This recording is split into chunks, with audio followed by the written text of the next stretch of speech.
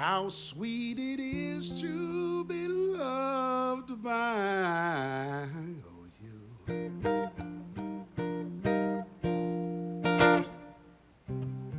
How sweet it is to be loved by you. How sweet it is to be loved by you. Needed a shelter of someone's arms. There you were. I needed someone to understand my ups and downs. Now, there you were. With bits of love and devotion, deeply touching my emotion. Gonna stop. Thank you, baby. Said I'm gonna stop. All right. Thank you, baby. Come on now, people. Here we go now. How sweet it is to be loved by you. All right. How sweet it is to be loved by you. Close my eyes at night, wondering where I'd be without you in my life. Everything I did was just a bore. Everywhere I went, I've been there before. Hey, welcome to the Duncan Showroom, and we're here for Eugene's Travels and Tales once again. Not yet, big fella. He's very excited over there behind the screen. Can't hardly wait for the introduction. That's good. Sorry to obscure my pretty face, but this picture in front of me will be explained in a minute. The top of my head's good for now. Lucy, you got some explaining to do. Here he is, the big fella, Mr. Eugene Smith. Good evening, good evening, good evening, good evening, good day, good day, good day.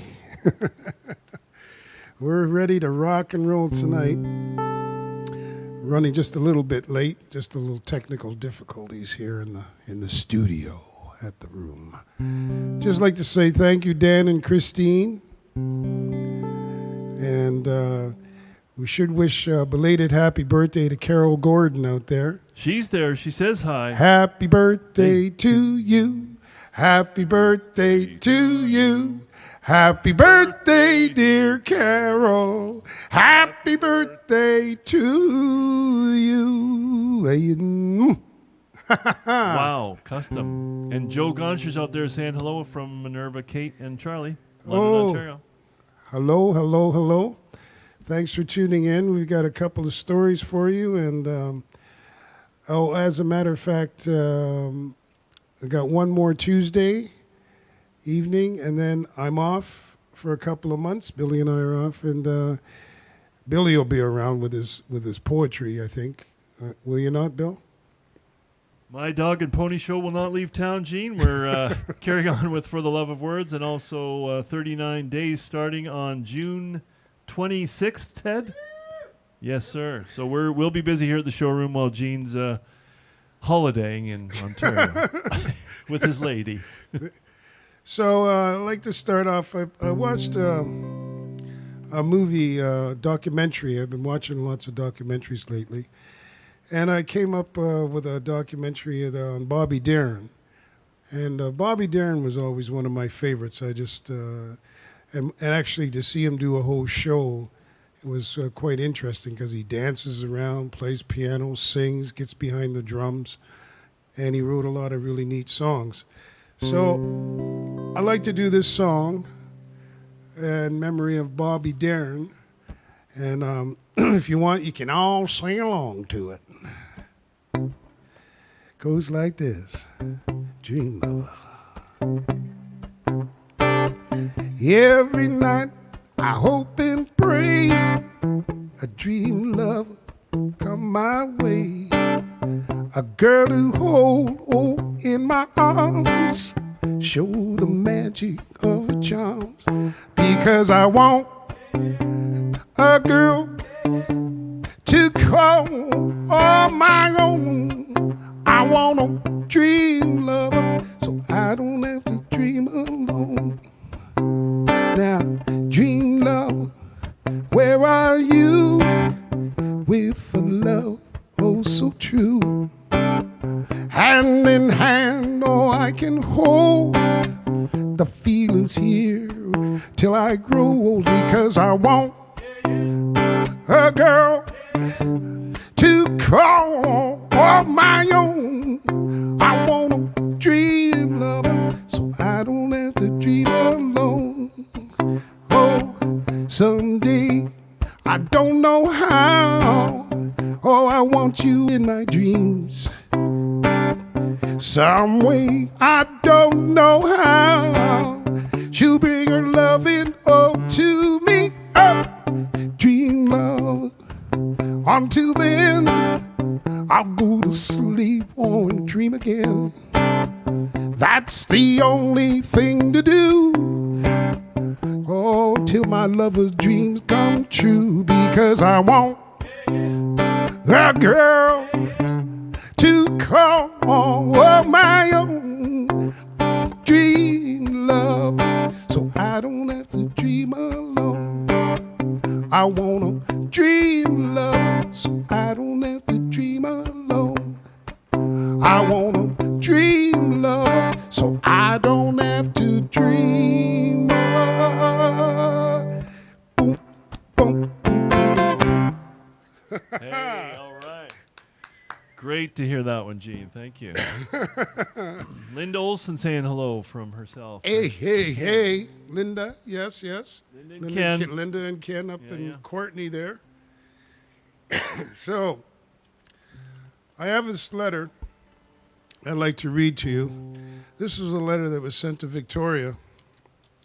It says, Dear Victoria, sorry for being so long and sending you this picture I promised you. I'm in the process of moving and everything is up in the air. Every day I thought of it, and so finally today I promised myself I would do it. So here it is. Hope all is well with you and your friend. We have enjoyed the CD of him singing. Wonderful voice. It was a pleasure meeting you and your friend. Sorry that I didn't remember. Sorry I don't remember his name. Look on the CD. I don't remember his name. Please tell him my nephew and I said hello. Would love to hear from you. I know you are very busy. Take care and good health. Fondly, Ann Lake. Now, Ann Lake, we met on the ferry coming back from Newfoundland. I believe she's in her 80s, if I'm not mistaken. But her and her sister were the first women's tag team in wrestling.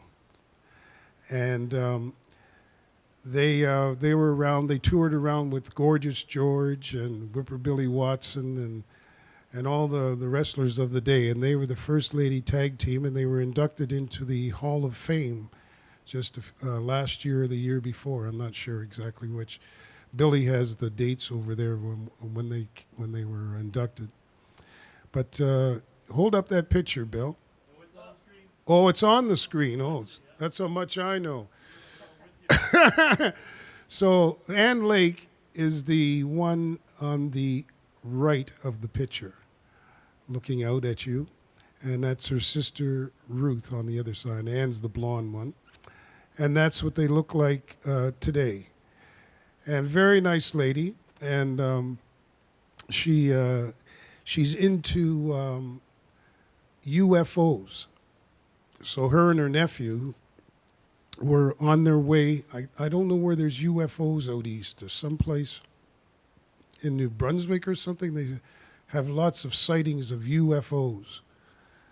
And anyways, I think we asked her, did she ever get bothered by men because they were the only female wrestlers? And she just said, we'd had no problems whatsoever. They were very good at what they did. And I believe that their career came to an end when Ann, I think she broke her ankle or something like that, I believe. And so that ended their wrestling career. But she was a very nice lady, and it was nice to be with her on the boat and hear her stories about the wrestlers. Do you remember Billy? You watched the wrestlers? There was Whipper Billy Watson and Gorgeous George and Love those Sky. guys. I know, and Sweet Daddy Siki. Oh, Sweet Daddy, yeah, and Sky High Lee, and I used who? Gorilla Monsoon, Andre the Giant, and I used to love watching the Little Beaver, the midgets. Oh, that's cute. They were funny. They were very funny. They were and actually Sky High Lee, he had a farm up north, up Highway 10. He had a ranch up there, and he had horses, and you could go up and ride around on Sky High Lee's horses. And my parents used to take us up there. And Gorgeous George, he was one of the first wrestlers to dress really flamboyantly. He just wore all kinds of wonderful outfits that were just, your eyes would dazzle when he walked into the ring. Plus, he had a mouth on him, so he was always promoting himself. And that's where Muhammad Ali got his style from, was with Gorgeous George. And also Liberace took a cue from Gorgeous George. And then Liberace passed that on to Elvis Presley. And that's why Elvis dressed the way he did, and Liberace. And of course, Muhammad Ali had the mouth, the Louisville lip, and so did, and Gorgeous George had a mouth on him too. But what they were doing was they were promoting themselves with their loudness, saying, I'm beautiful and I'm pretty, and Gorgeous George used to strut around and say those things. So anyways, Ann Lake traveled with these wrestlers in the 50s around all the different cities in Canada and the United States. So that's my story on Ann Lake and her sister, and I hope you enjoyed that one. And what was her feeling about the Glow, the ladies of wrestling now? Gorgeous of ladies of wrestling now? The way the lady, she didn't really talk about how the women wrestlers of today, she didn't talk about them that much. I don't remember her saying anything about them that much. Yeah. Oh, I'm sorry. I thought you had shared something that she said something like, well, they can't wrestle worth a damn, or well, compared to those two farm girls. Well, she might have. Well, they came from a farm. Yeah. They were out chopping wood and cutting down trees, doing whatever, plowing fields, whatever they were doing. They live in, she lives in Ohio. Is that right? I think that's what it says on there. Is that right, Bill? Oh, I can't check. It's all sitting static under the camera there. So okay. I believe they're from Ohio. Nice. Yeah. And she also said that we asked her how she became a wrestler, and her sister were at a wrestling, just sitting in the audience, and a promoter came up to them and said, how would you ladies like to be in wrestling? Yeah. Just like that. And they weren't even thinking about doing that. And she said, yeah, sure, we'll give it a shot. And there they were. Next thing you know, they became the first women's tag team. Yeah. And still adventuring in their 80s. That's good, eh? And still adventuring in their 80s, yeah. Well, I think the frequency of the UFOs goes a long way to explain Newfoundland, wouldn't you say? Well, it wasn't in Newfoundland. They were on. Yeah, I know. Oh, yeah, probably Newfoundland. Yeah, UFOs in Newfoundland. But I think I can't remember where they were. Where her and her nephew were going. I think it was someplace in New Brunswick or something like that. I believe, where there's a lot of sightings, or maybe Nova Scotia, where there's a lot of sightings. Anyway, she's right into it and just loves it and goes wherever there's UFO conventions and all that stuff. So, Victoria chimed in. She said she broke her ankle dancing with a too big man. There, Carol. She broke. Yeah. That had nothing to do with you, because you're a good dancer, aren't you? Oh yeah. Can you slow dance with Victoria? Oh yeah, we slow dance. All right. I bet you do. Let's carry on. Yeah. She said she loves dogs and raises Dobermans. There you go. Nice. Thank you, Victoria.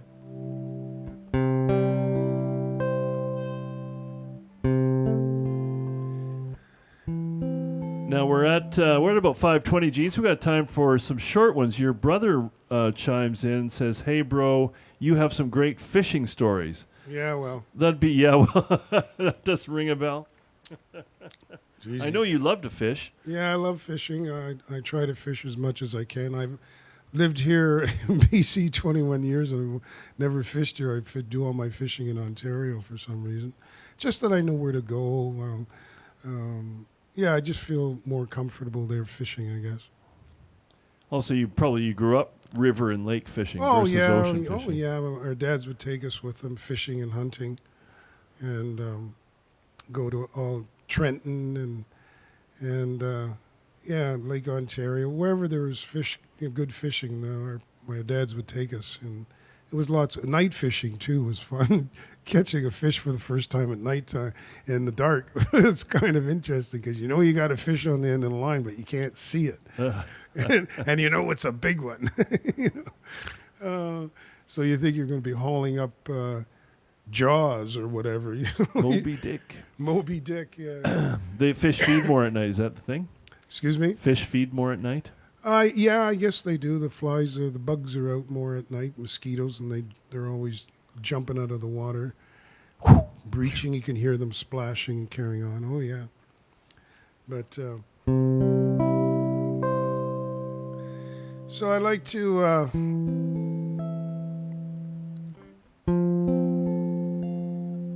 do a song by Charlie Pride. I did a song by Charlie Pride already, didn't I? Kiss an Angel, Good Morning. But this is another one by Charlie Pride, and I'd like to try it on you. See how you see what you think. All right.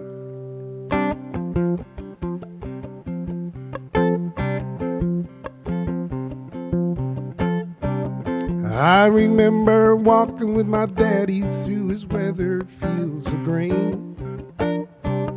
I never heard him curse the sun or give up on the rain. I said, "Hey, Dad, why don't you sell this place, move to town, you'll have money to burn." He said, "Hey, son, you don't understand. I don't do this for what I earn. It's just for the love of it. That's all the reason you need. Who could ask for anything else? Satisfaction or guaranteed. Don't chase rainbows for your pot of gold. You'll always have enough if you do everything you do just for the love." I drove on back downtown Nashville thinking that my daddy's words couldn't be true. How could a man pour out his heart to have it broken too? Then I looked around my 2 bedrooms, realizing he wasn't wrong. I picked up this here guitar and I poured out another song. It's just for the love of it. That's all the reason you need. Who could ask for anything else? Satisfaction or guarantee. Don't chase rainbows for your pot of gold. You'll always have enough if you do everything you do just for the love. Next summer I walked with my daddy through his golden fields of grain, giving thanks to the heavens above for the sunshine and the rain. Just thank the good Lord, son, you know he always will provide. You know what the reason is, you don't even have to ask him why. It's just for the love of it. That's all the reason you need. Who could ask for anything else? Satisfaction or guaranteed. Don't chase rainbows for your pot of gold. You'll always have enough if you do everything you do just for the love. Do everything you do just for the love. If you do everything you do just for the love.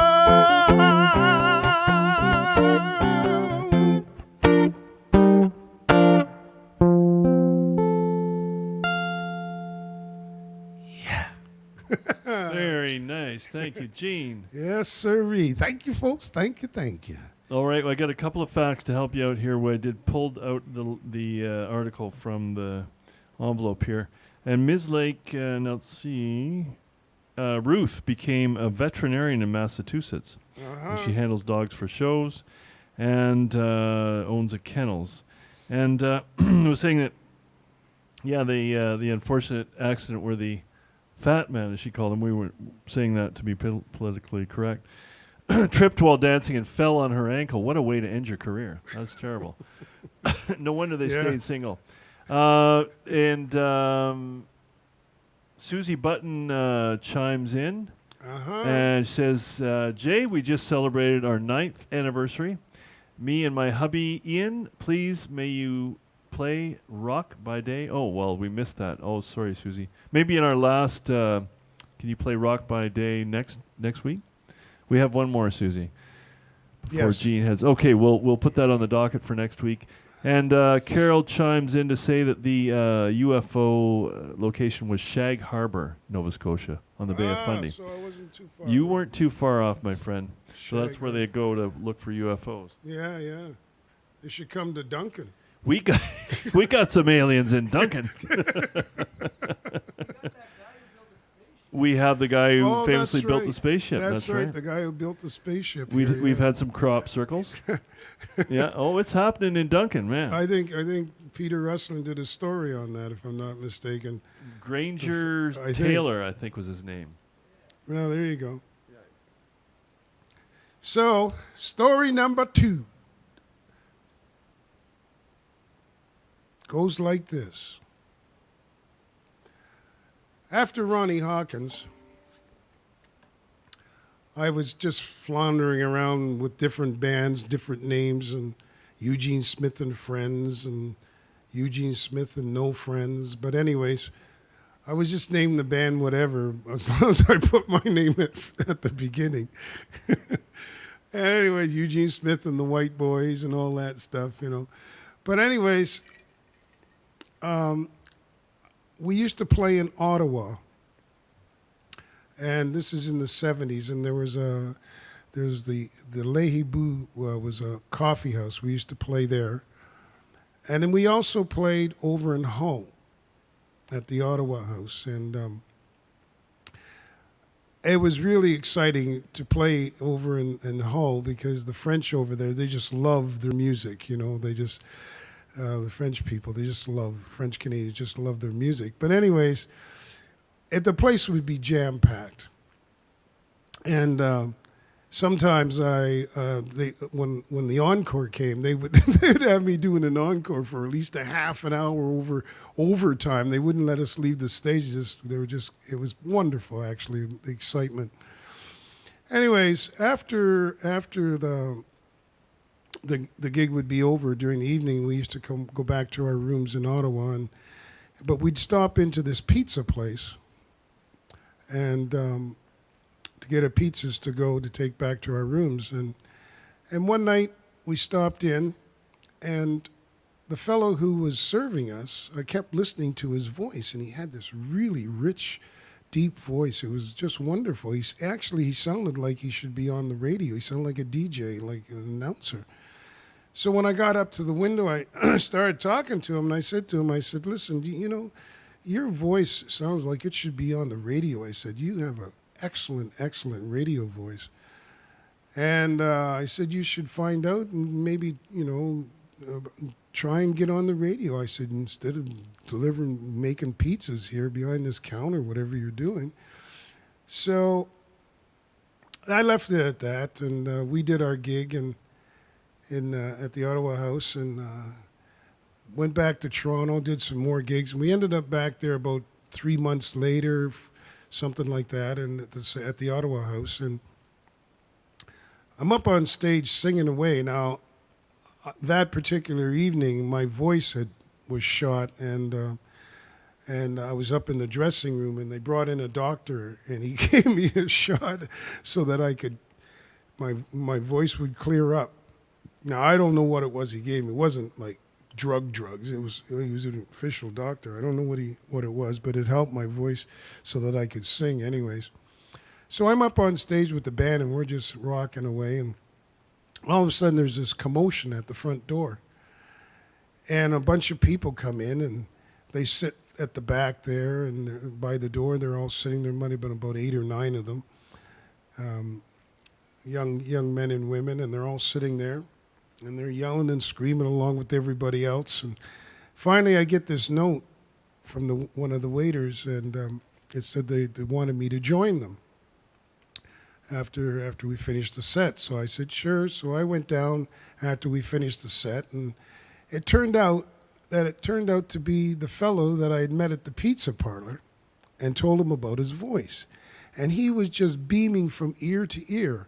And I said, what's going on? He said, well, he says, after you told me about my voice, one of the radio stations in Ottawa, they were having a tryout for DJs to be sent. They were going to pick out a DJ to be sent to Nova Scotia to be on a radio station.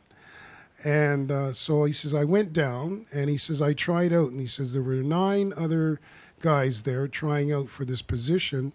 And he said, I got it. And so he said they were setting me up in my own apartment, and he was going to be paid $175 a week to start. And they were flying him to Nova Scotia, and he was going to be a DJ on one of the radio stations in Nova Scotia. So he came in to celebrate, and he says, drinks are on me, he said, all night long. So they were, and we had a great time. So you just never know. You know, sometimes I hear things like that, and yeah, so this guy, now I don't know if he's still a DJ or not, or what happened to him, because that time in the Ottawa House was the last time I ever saw or heard from him. So there you go. That's my story for the DJ story. Way to inspire, my friend. Good work. This Susie Button, she's just so excited. I don't know what's going on. She's saying, Jay, me, Susie. I know who they are. I know. Well, she's gone back to primary language here. Me, Susie, that evil man, Danny, now so much in love. Danny? Well, we're not going to go there. No, let's not go there. Just play me and my hubby. I don't know what she wants now. You did change your format. You actually played a song in the middle, so technically you could play another song at the end. That's it. That's it. That's great. We've held you up long Well, what enough. they could do is just go back and watch the other 10. There you go. And you thought maybe next week you would play Rock by Day. Well, maybe we'll see what happens. Maybe I'll lip sync it. Lip sync it, right? But we're here for you, Susie. And we'd like to thank everybody for tuning in. It's been a real lot of fun for the last 11 weeks of doing this, and I hope you're all well out there, and we're well here. So take care, everybody. And like I say, next week I'll think about Rock by Day and Roll by Night. I'll think about it. It's tricky to do that one without a band. Well, it's one of those tunes that when I did write it, I didn't play it a whole lot solo. Yeah. I mean, I did play it a few times, but once I recorded it with a band, then from then on, I just played it with the band. I hardly ever did it solo. So. Right. But you never know. I'll practice. I'll go home and practice. Well, thanks so much, Gene. It's been a joyous ride. We got one more week before we have to let go of you to the east. That's right. And Victoria and your friends and family back there. And we always miss you when you travel east. And thanks again to Longevity John. They're dialing up here for the advent of 39 days live online, making the stage bigger so all those musicians have room. And it's pretty exciting stuff. Ted, if we can get Ted healthy again, he's going to be hanging from his heels for the next week to get his back in shape. Get his back in shape. Thank you, yes. Dr. Ted. And Trevor working hard. Georgia, thanks to all the showroom staff. And thank you, John. There you go. My name's Bill Levity. We'll see you next week for one more Eugene Smith Travels and Tales. Thanks so much for tuning in. Thank you, folks. Good night. Yay! Yay. Your brother said that song made you a Miami Vice star.